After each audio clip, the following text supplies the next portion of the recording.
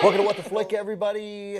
This is very exciting. I'm sorry. I'm going to pretend like it isn't. Sure, it's me and Alonso, but who cares? Sam Schacher. Oh, yay! That's a nice little welcome intro. No, it's good, and it's your pop trigger duties keep you very busy. They do. In addition to the 8 zillion other things you do on television. So it's been hard, but we know that you're a fan of some of the shows we do. You're a fan of Homeland. Yes. And so Ray Donovan. Ray Donovan, we're going to start to do Ray Donovan. We're overdue to be talking about, so hopefully we'll get you in here a lot more whenever you can. But we're here to talk about episode 2 of The People versus O.J. Simpson. Does it have a title, Alonso? Did we look? I don't think they have. Okay. No. Episode 2, The Bronco. That's what it should be. Yeah, exactly. Yes. Or the 2 Broncos. So, Yes, that's something I did not know. Yeah, who knew? Second Bronco. I knew. I knew it wasn't OJ's. It was Al's.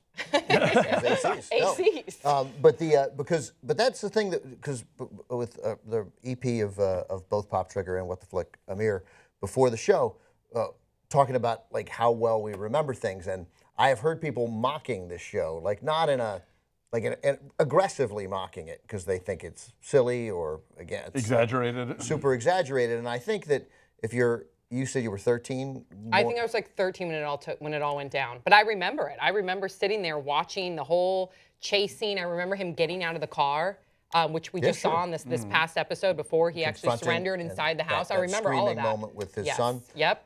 But for me, and I presume for Alonso, he'll tell us because he can speak for himself. But I was in Florida with Cenk in Miami for both the Elian Gonzalez story, which was a huge story, and the 2000 election, which we covered every day. These were huge stories. Obviously, 9/11 trumps everything. But O.J. Simpson, from June 12th, 1994, and I was working in news, was the biggest story, other than 9/11, I have ever experienced in my life. And it's not, other things aren't coming close. The 2000 election was an amazing seminal event, but there was nothing bigger than Well, that. and the 2000 election was spread out over weeks. This was such a concentrated moment in the same way that 9/11 was, that everybody just gathered around their televisions. Yeah, you're right. There's nothing comparable to it. And then the trial later. I mean, of course. Yeah. But just the actual Bronco chase, as this sort of media moment. I was thinking watching this, back in the 70s, there was that TV movie. Death Car on the Freeway? No, there was that one too. No, there was a TV movie about the Orson Welles War of the Worlds broadcast. Right. And it was about the broadcast, but it was also about the sort of, the night that panicked America. And it was about people freaking out about it and, the authorities and all this stuff. And I thought you could make an amazing movie that's just this episode. That's just the Bronco chase and all the reverberations of it. And I think they did a really great job between the people watching it in Garcetti's office, the network deciding to cut away from the NBA championships, the pizza place that runs out of cheese. So great. Do you remember that show, It's Like You Know? No. It lasted about 2 seasons. It was kind of like an LA Seinfeld. And there was an episode where there was a car chase on TV because after the OJ car chase, every car chase became a TV event in Los Angeles. And the entire episode was about them watching a car chase on TV and not being able to get Chinese food.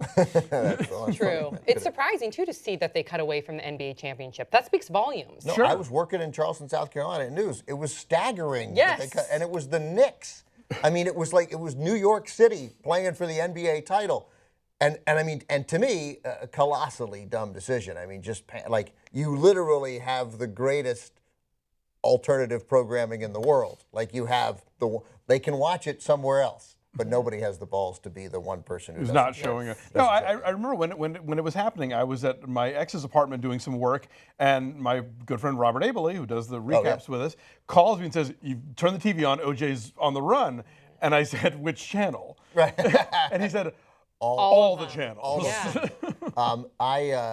this was and for those, Amir was asking how big a star OJ was, trying to find somebody comparable today, and we suggested The Rock, and obviously because of the movie and sports crossover, he's a natural, but it's different. It's different. OJ was a way bigger of a sports star, number one. Yes, he was a much bigger sports star, and he wasn't competing in a world with social media. Right. And the internet. And the fucking Kardashians, who, of course, but you pop up again in this episode. But you realize that if OJ what if he'd killed himself in Kimmy's room or in the Bronco? Yeah. We may not get the Kardashians. I mean, Oh, yeah. That's very interesting. part of what fueled their Right. rise to fame was their Their dad, long-term connection Right. to this case. And if OJ The had- number of times their father's name was mentioned on television. if OJ had just killed himself, it would have been an unbelievable story, but it would have ended. It would have been a guy who killed 2 people, couldn't handle the guilt, and killed himself as the walls came crashing in 3 or 4 days later. On television. On basically. television. It would have been an amazing story, but it would, 2 weeks later, have And gone I think away. it would have given license to a lot of people to maybe even presume him innocent, even though the evidence. Plenty of people did anyway. I know, and even though the evidence is all there, and even though he did not get convicted, I still think by him taking his life, his fan base probably would have rallied behind him even more so. Maybe. And thought that he was just, well, because of everything that was happening in the 90s too in Los Angeles with the LAPD. And so I think that there would have been more excuses to protect him and see him as innocent if he would have committed suicide. I always thought that would have sealed his fate if he'd done it. To some people, 100%. For someone like you and I, or like you, I saw him escaping in that Bronco as evidence of guilt. Oh, and but other people may have saw him as a black man in 1994, being afraid that the police were chasing him and presuming him to be guilty without knowing all the facts. That's what I think this show has so far done best, is that they open with the Rodney King Yes. beating and the riots and a sign that this show was going to tackle race, even though even though OJ himself had I don't want to use as I was going to say, abandoned the black community. He's under no obligation to do anything for anybody. He's an individual, but he was not part of the community where he came from, which is, again, a decision anybody gets to make. But there's that great, great line, his best line in the show so far, with Chris Darden's when he's back home and his neighbor, and Darden says, he's not even black, right? Because he's done that. And his neighbors go, the cops are chasing him on the freeway. Yeah. He's black now. Right. And what I like best about the show is what we haven't seen, which is in regards to race. Like the show has done a great job of showing you see Cochran's office and how they're seeing this and talking about the other cases that are happening simultaneously. And we see Chris Darden's community, right, where he lives, his neighborhood. And then we get the Gil Garcetti's office and we get Marcia Clark. And they haven't mentioned it one time. They don't have one line about race, they're myopic. Right. In a sense, that's what prosecutors are supposed to do. They see a guy who committed a double murder and they want to get him. But it's so clear, you see it coming, how blindsided they're about to be as far as what's happening in the greater community. But at the same time, I mean, it's complicated on all sides. Like Courtney Vance was on Wendy Williams this week, and they talked about the fact that for the black community, their joy over OJ getting acquitted wasn't about thinking that OJ was innocent. Right. It was about a black guy beat the system. Exactly. And then the guy says that in this episode, when they're doing the interviews of the people on the bridge, they're like, no, we don't love OJ, we hate the LAPD. Mm-hmm. And so that's why this is such a great story to tell. I'm not always convinced they're telling it the best way, but I think this is an amazing story because it does get into the weird sort of American overlap of, how we deal with race, but then also how we deal with people with money and people who are famous, and when does one trump the other, and how does one cancel the other one out, and there's a lot of layers here. Mm-hmm. I think that's obviously a key distinction, and it's something that we just didn't get in 1994. I mean, that was ugly after the verdict, which we'll obviously get to later. But when he was acquitted, spoiler, gets acquitted. Have you seen some of the tweets where young teens are tweeting not knowing that this is based on a true story and they're wondering how it's going to play out? And then other people will tweet back and be like, you realize you can Google it. That's amazing. But when I was working in news in Charleston, when he was acquitted, just even the breakdown in I felt this, oh man, because he, on June 12th, 1994, I was at my desk in those old, the first iteration of computers at work, for me anyway. And we get the little AP flash, O.J. Simpson's wife murdered. And I knew he'd beaten her up. And so I thought. Yeah, you knew the history there already. So I thought right then, I was like, oh man, O.J. Simpson killed his wife, because that's who kills wives. And then later, newsflash, O.J. Simpson was in Chicago at the time of the murders. And because he's famous and I love sports and I loved the Naked Gun movies, right? I was like, oh, great. Some OJ didn't kill his wife, right? Yeah. And then it's like, oh, he might not. And I was like, oh, no, he killed his wife. Yeah. Right. So, but when the verdict came, I still can't believe he was acquitted. Unbelievable. It was awful, and friends of mine, or people I thought, two friends of mine. I was in Charleston, South Carolina, but two friends of mine said, "F all those ends." What? Because it was visceral for them, right? Right. You know, It created a much bigger polarizing reaction. It was about race. It became about race and not about O.J. Simpson murdering two people. And that's why I'm liking the show, because I really like the way that is being dealt with in a very sort of upfront way.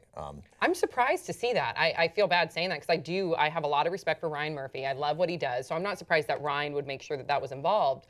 But to see a TV movie, most TV movies that I become accustomed to are like Lifetime movies. Right, Sorry. And this is kind of like a glorified version It has some Lifetime of movie a Lifetime movie. There's some casting choices definitely would overlap, I think. But it's interesting to see how FX and Ryan Murphy has, and John Travolta's heavily involved. So it's interesting to see how they've made sure to cover that context as well, which is. Yeah. Go ahead, sorry. No, well, I was going to say, and the fact that, frankly, if O.J.'s wife at the time who was murdered had been black, that would be a different story in a lot of Totally, ways. of course, That was it made it a wholly different. Everything about the story would have. Yeah, I mean, it was the perfect storm story for America. 1994 in at the time. 90s. Yep. And then, of course, these casting decisions are obviously relevant in that regard. I'm loving all these casting choices. I know that you. I'm warming to them. I'm loving it. It took some getting used to. You're right. When I first saw John Travolta with the dark eyebrows as Shapiro, I was, and then he's warming into it. Same with David Schwimmer. Yeah. But I'm loving it. I'm like eating up every moment of it. It is a very 1994 cast. Right? yes. Pulp Fiction was 94. People were having a good year. Friends at its heyday in 1994. Wow. Yeah, obviously, when's Jerry Maguire? A little later. A little later, but I mean that's the era for Cuba Gooding Jr. So, I mean, and Courtney B. Vance. Well, he's been sort of always there. Yeah, he's always there. Right, exactly. And Marcia Gay Harden is Sarah Paulson, right? Is that her name? Sarah.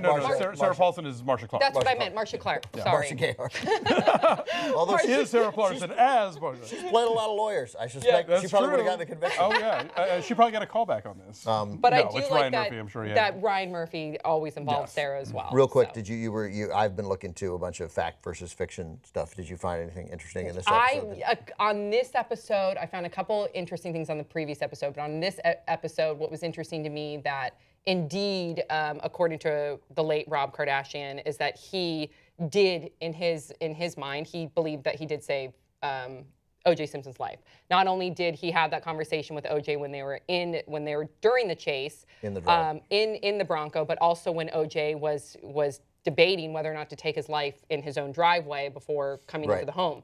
He was the one that intervened and got on the phone. And talked him out of it with the gun in the house, too. That would surprise me as well. And it really did take place in his daughter's bedroom. Kim is debatable. Now there's, I guess, I don't know if it was Chloe herself that came out, but someone came out saying it wasn't Kim's bedroom, it was Chloe's. And Chloe, once again, feels overshadowed that they chose Kim. There's a whole episode of Cocktails with Chloe that's going to be about this. That's right. My favorite line of the whole episode is, "I'm not shooting O.J. Simpson without authorization." I'm not shooting others without authorization. There's so many little good lines. But how much did you cringe when the three Kardashian daughters were chanting, which is fiction. That's not fact. But when they're chanting Kardashian, I was like, oh God. Okay, I think this show has had they got their point. one. They made three now. Like, let's just let's walk away from the Kardashian children. We get the joke. You can stop nudging us in the also ribs.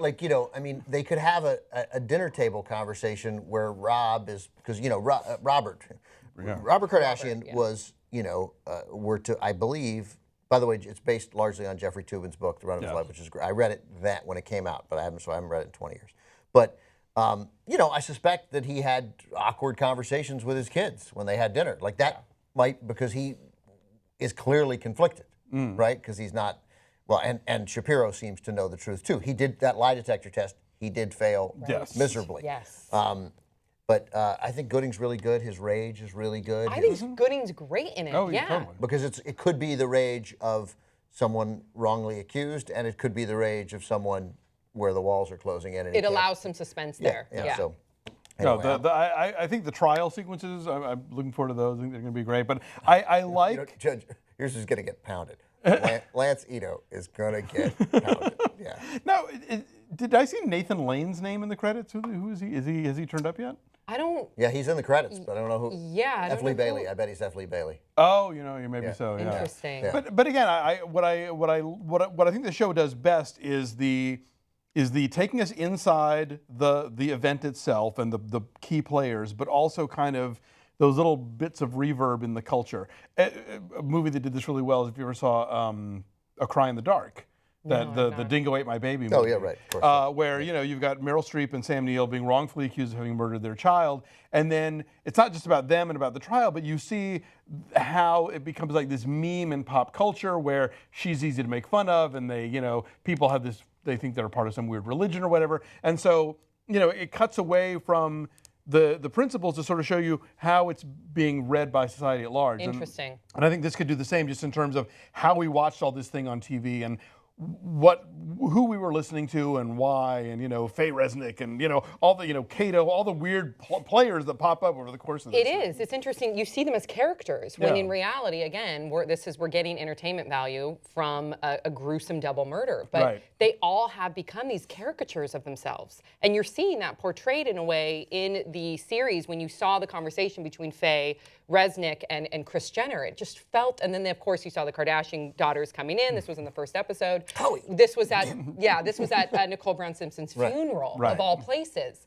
So there's this sensationalism that takes place, but that's how the trial was too. Yeah. So to see it leaked into the into the TV series, and some could say in a cheesy way or in a sensational way, that replicates what happened. You almost can't sensationalize because it was already so bananas. For people younger who don't remember this watching, like everything we've said, if anything, we've undersold it. You mentioned, you see high-speed chases now because of OJ.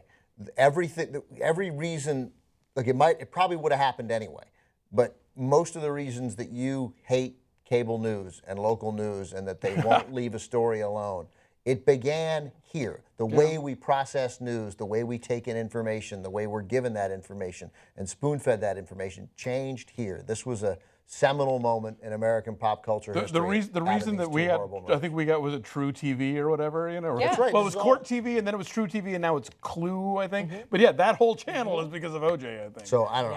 I think a lot of people don't let cameras in the courtroom anymore because of OJ. Yeah, that's right. I mean, there was a movement at the time to lean toward, we were getting closer to allowing cameras into federal court. That killed that movement, and thankfully, I think federal court is still the last bastion of no cameras. Well, you're still seeing it sensationalized in court. We saw it with the Jodi Arias trial, where the cameras were allowed in. Yeah, well, that's Florida. They didn't get the memo. Wait, it wasn't in Florida. That was in Arizona.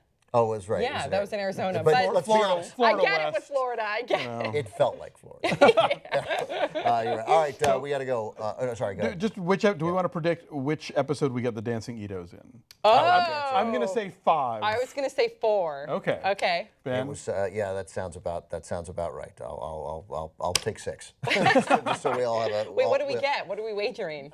I'll throw in something. We'll right, of course. Alonso's like, it's all for fun, and I'm like, no, we'll. Let's figure it out. Ben wants we'll to put in $50. has to monetize this thing. Let's make this fun. Okay, I'm looking forward to the next episode. Sam, hope you can join us throughout. That would be great. Thanks for having me. Yeah. Thank you. Thanks for coming in. Thanks for watching.